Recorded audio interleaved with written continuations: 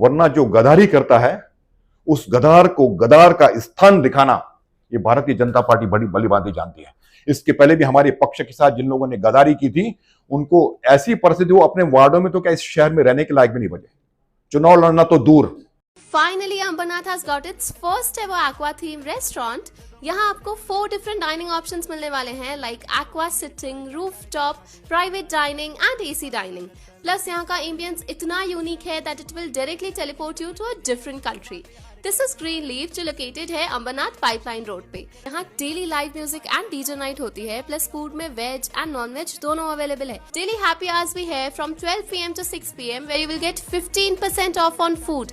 You can also book this place for your special occasions like birthday parties, roka ceremony, engagement or family get-togethers at a fixed menu starting from just rupees 899. Booking के लिए call करें 9356952839 या 8446106828 पर। Online पर electronics products की best deal ढूंढ रहे हो तो उल्लासनगर शिवाजी चौक पर मिलेगी सबसे सस्ती डील, सिर्फ महालक्ष्मी सेल्स पर।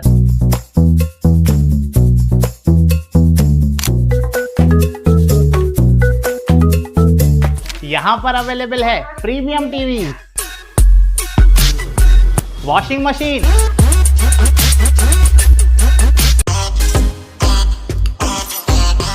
फ्रिज में भी बहुत सारे ऑप्शंस मिल जाएंगे, double door and single door में भी। AC, air cooler, TG cooler, deep freezer, आटा चक्की, laptop, water purifier, home theatre, inverter, batteries. Best offers के लिए विजिट कीजिए महालक्ष्मी सेल्स, शिवाजी चौक, उल्लासनगर 3। टाउन दर्शन न्यूज, समाचार ही नहीं विचार भी। नमस्कार, मैं अशोक पिंजानी, आप देख रहे हैं टाउन दर्शन न्यूज। कहते हैं डूबते को तिनके का सहारा, शायद यही सोचकर उल्लासनगर भाजपा जिलाध्यक्ष राजेश वद्रिया ने नरेंद्र राजानी के सहारे आज प्रेस कॉन्फ्रेंस करते हुए भाजपा के जो 4 कद्दावर नेता भाजपा छोड़कर टीओके में गए हैं उन पर निशाना साधा। नरेंद्र राजानी ने उन्हें गद्दार तक कह दिया और अपरोक्ष रूप से ऐसी बातें कही जो शायद नरेंद्र राजानी के व्यक्तित्व को शोभा नहीं देती। खैर, अब राजनीति का स्तर कहां तक गिर गया है वो तो सबको ही पता है, तो हम किसी एक को दोष दें ये भी सही नहीं है। वहीं नरेंद्र राजानी ने अपरोक्ष रूप से शिवसेना को भी सीधे सीधे लफ्जों में कह दिया है कि अगर आपके साथ में टीओके आएगी तो महायुति होना मुश्किल है।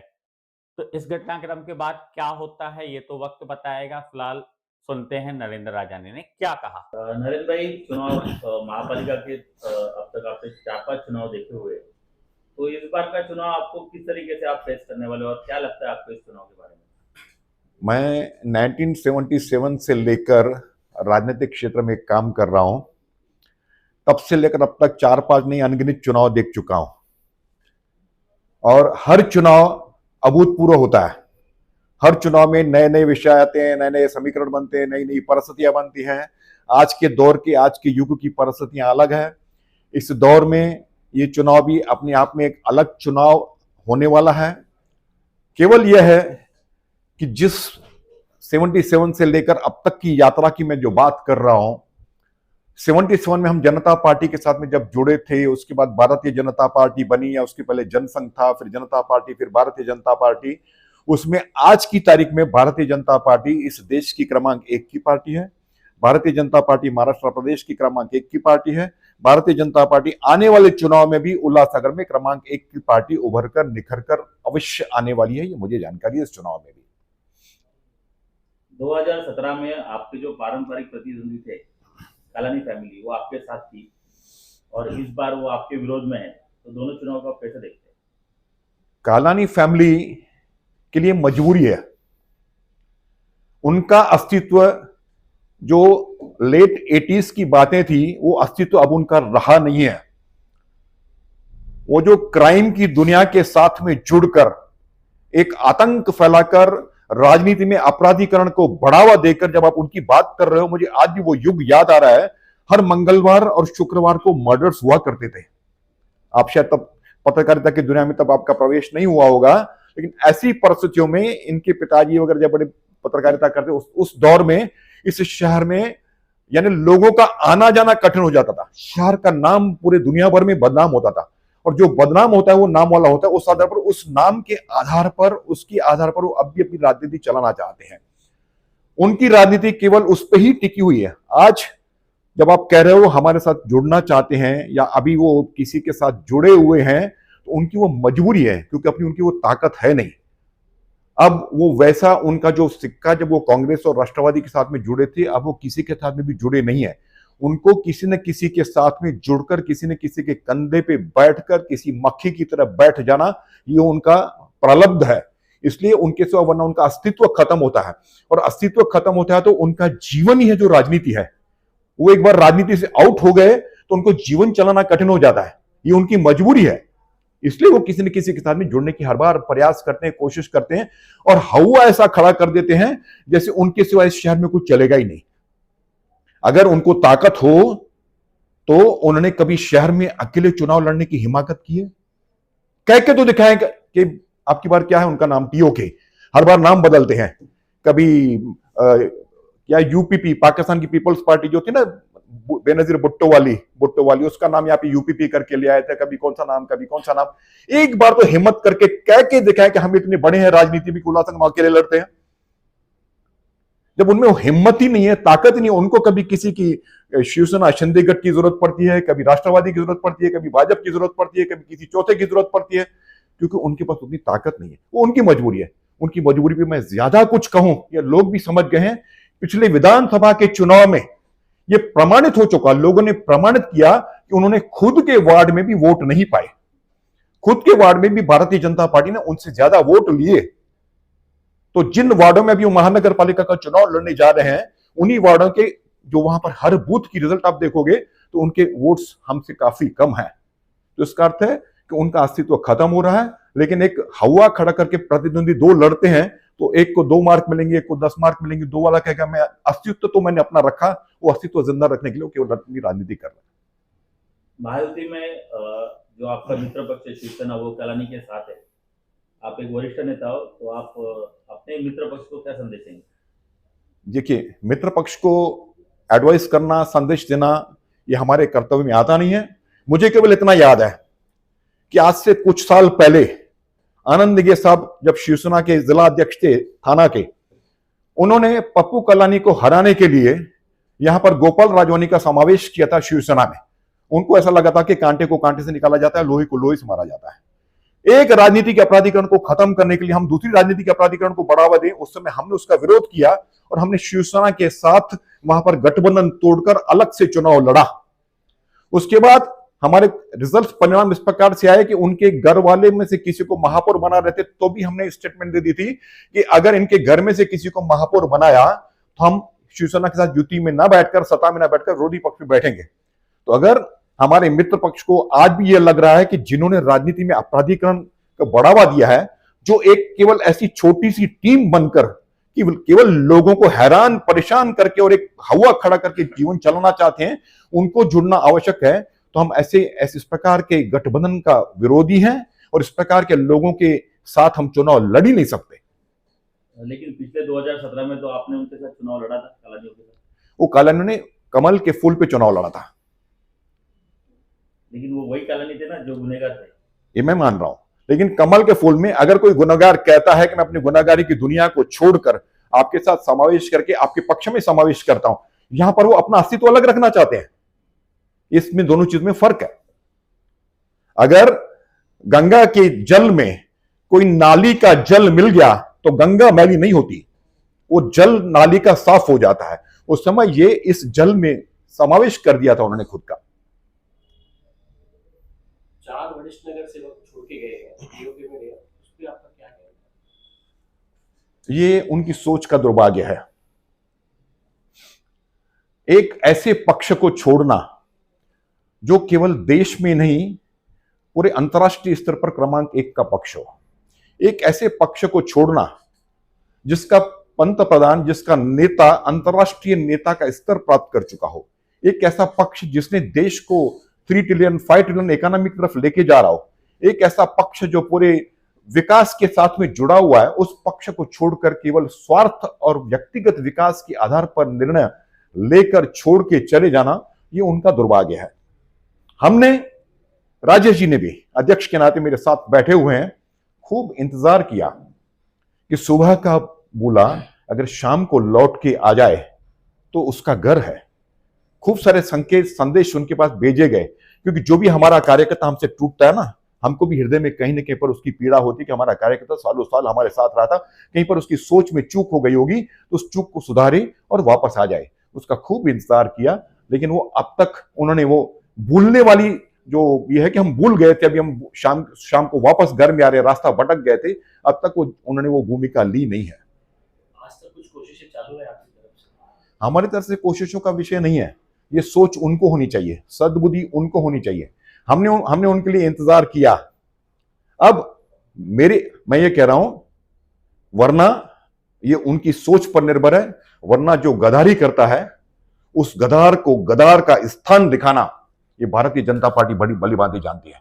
इसके पहले भी हमारे पक्ष के साथ जिन लोगों ने गद्दारी की थी, उनको ऐसी परिस्थिति, वो अपने वार्डों में तो क्या इस शहर में रहने के लायक भी नहीं बचे, चुनाव लड़ना तो दूर।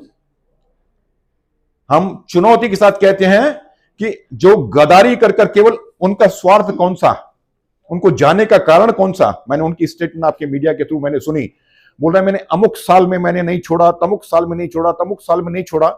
तब आपने नहीं छोड़ा, तब आपको शायद, जैसे कहते हैं कि जो बिक गया वो खरीदार नहीं हो सकता, तो ये कभी खरीदार नहीं हो सकते। मैं सांकेतिक भाषा में कहना चाहता हूं। तब आपकी अलग भूमिका थी, अब आपको उस प्रकार की जीवन मिल गया। आपको लगता है कि आपको उनके साथ समावेश करके आपको जीतना आसान हो जाएगा। और दूसरा, मुझे अगर टिकट चाहिए, मेरी टिकट पार्टी सालों साल मुझे देती आई हुई है। कोई 4 बार इनमें से स्थायी समिति का सभापति बना, पूरे देश में ऐसा नहीं कोई मिसाल होगा कि 4 बार कोई स्थायी समिति का सभापति बने, कोई उपमहापौर बना, कोई महाराष्ट्र प्रदेश के सिंधी साहित्य परिषद का अध्यक्ष बना, कोई नगर सेवक बना, कोई स्टैंडिंग का चेयरमैन बना।